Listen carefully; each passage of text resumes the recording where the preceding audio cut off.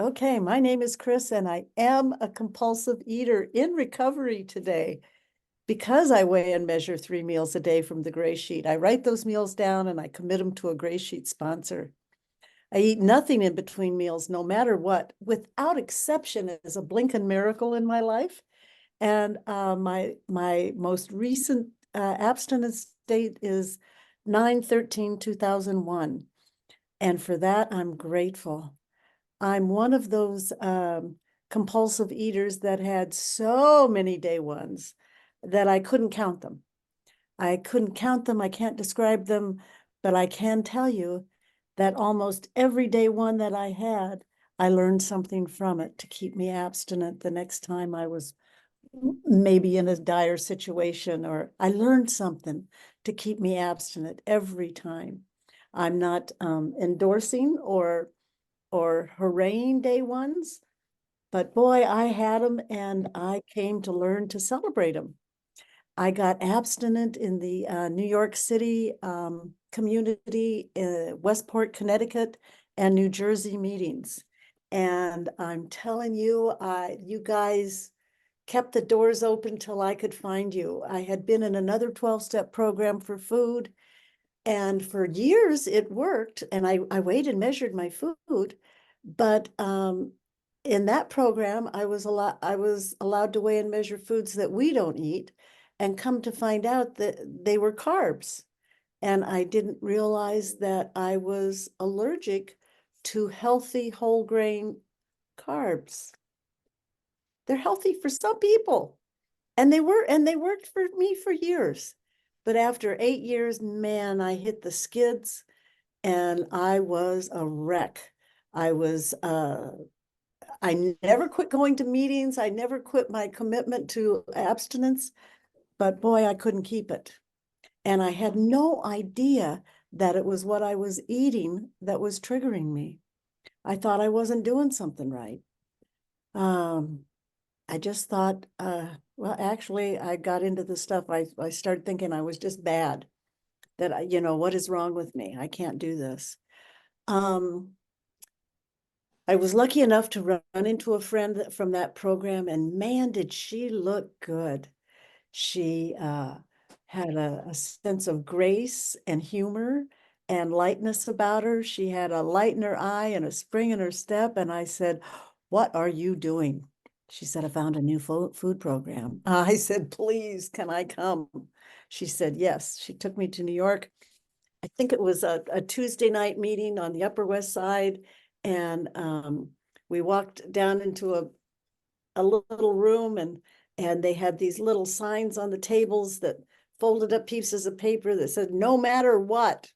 They said, "Bedroom slipper day." They had all kinds of little slogans on them that I didn't think it was weird. I didn't think it was odd. I thought, wow. And then I looked at you guys in the room and I thought, boy, I'm coming back to this. They had sponsors raise their hands. I got a sponsor, and I was lucky enough, the same gal that took me to a meeting was going to be staying with me for a while in my home. And the meeting was good, got a sponsor. That all is a little bit of a fog. This friend took me shopping, and I got to learn that no, we don't eat those, but yes, we do eat these. And I knew about the scale, and they had a digital scale out at the time that everybody was buying, and I got it, and I started doing the deal. And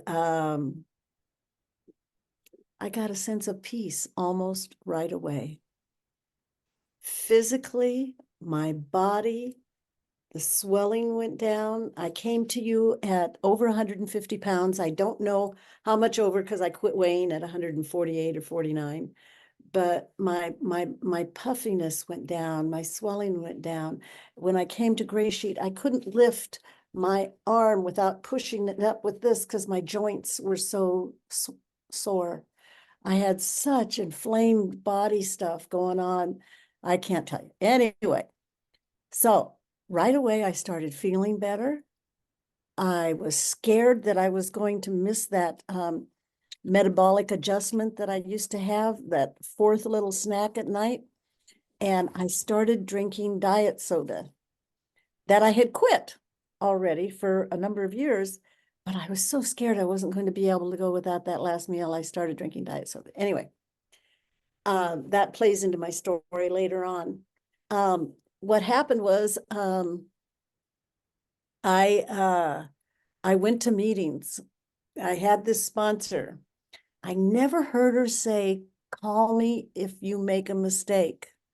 I didn't hear her say, if you have a question, call another, on your get phone numbers and then call them and find somebody with 90 days of abstinence and run it by, they'll help you. I didn't hear her say that in the beginning, and I made a lot of mistakes and I went back to day one.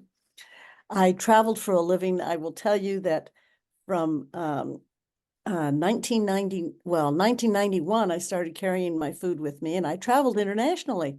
So I'd be on a flight after I came to Gray Sheet in 99, I'd be on a flight and I would pull out my little meal that I had made ahead of time and put it in my container that I had for it. And I would be eating away and oh my gosh, it was my dinner instead of my lunch.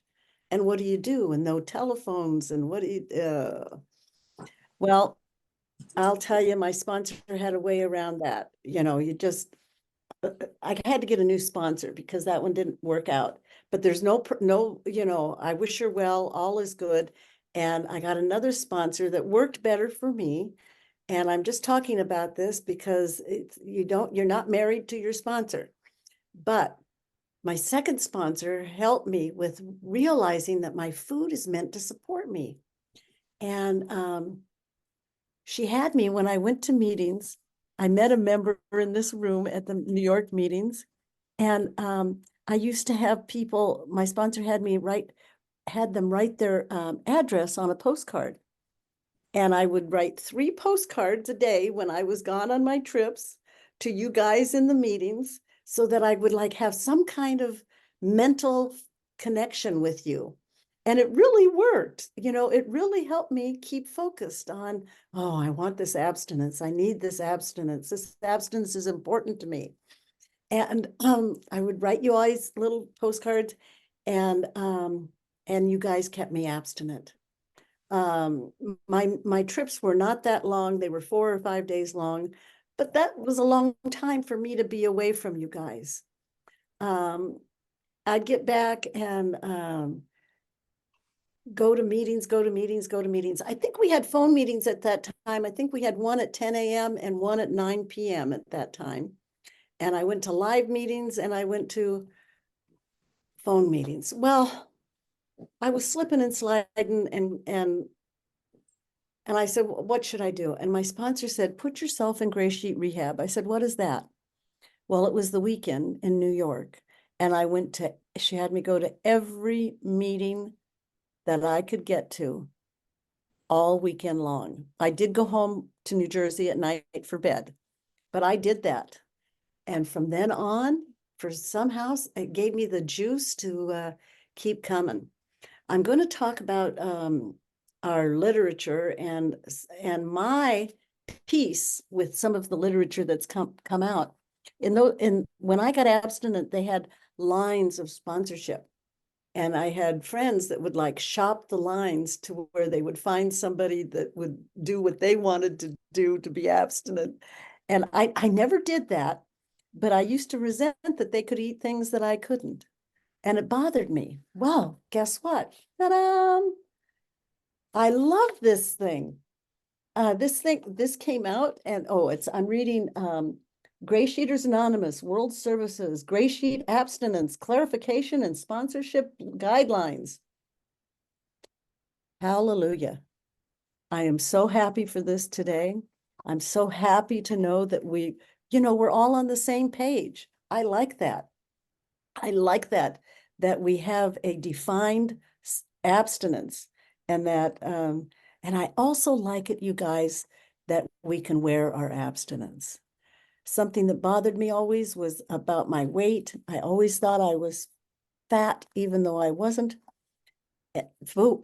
10 minutes, thank you. Oh, I better speed up. Okay. And I will tell you that today I have much, much peace in my life around the food. I never thought I would have peace around the food. I never thought that the food would quit calling me.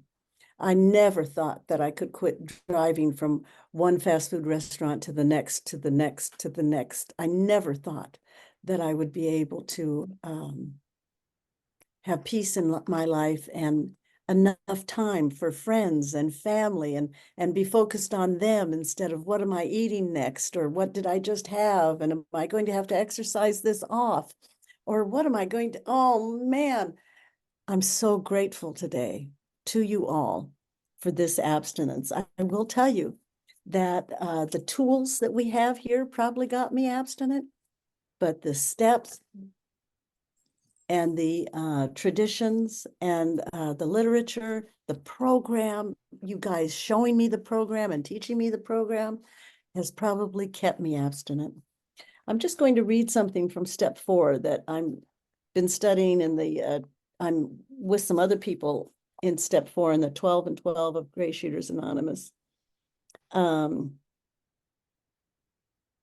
Those who have done many turns of 12-step work, and specifically step 4 writing, may be surprised at the outcomes of this application of step 4. The benefits of the clarity of mind that GreySheeters Anonymous abstinence produces can be surprising. During previous years of recovery, in other 12-step programs, grain and sugar consumption clouded minds and imposed limitations on members' vision.